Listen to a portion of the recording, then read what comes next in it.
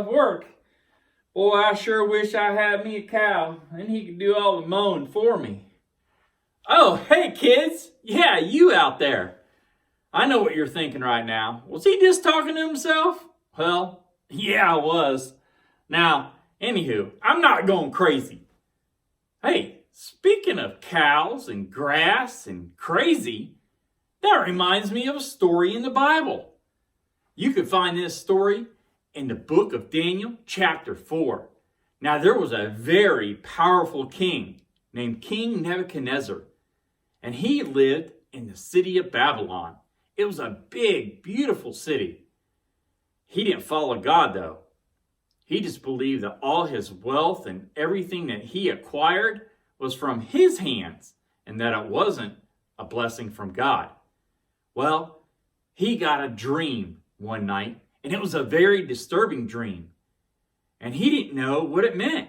So he called all the wise men and the sorcerers and magicians, and he asked them, he said, "Hey, can you tell me what this dream meant?"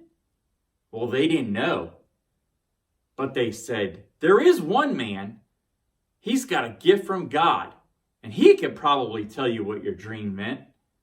Well, his name was Daniel. And they called Daniel to see the king, and the king told him everything about this dream. And Daniel, having the gift from God to interpret dreams, told the king what the dream meant.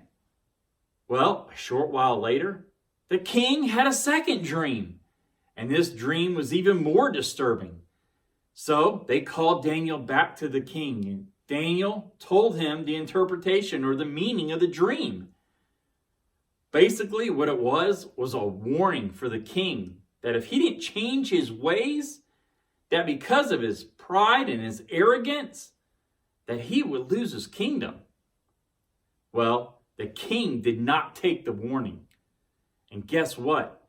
One day, King Nebuchadnezzar was out on his balcony, walking around, looking at the city of Babylon and in his palace.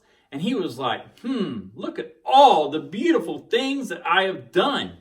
I mean, this kingdom is because of my hands.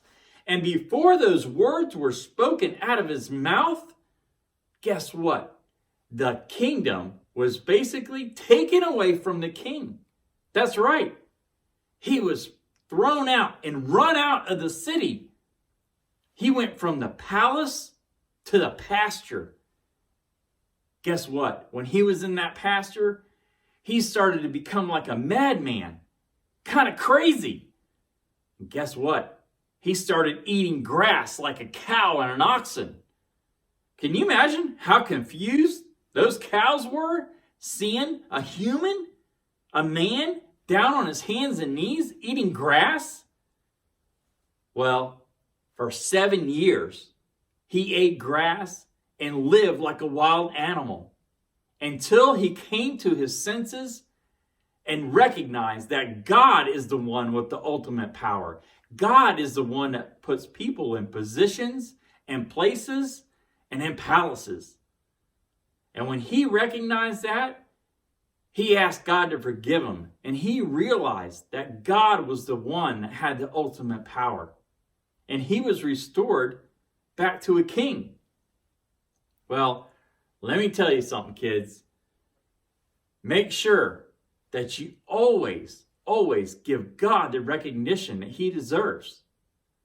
Don't be prideful. Because like my mama always said, hold on to your britches. Don't get too big for your britches. Because if you get too big for your britches, you might just go out into the pasture with the cows.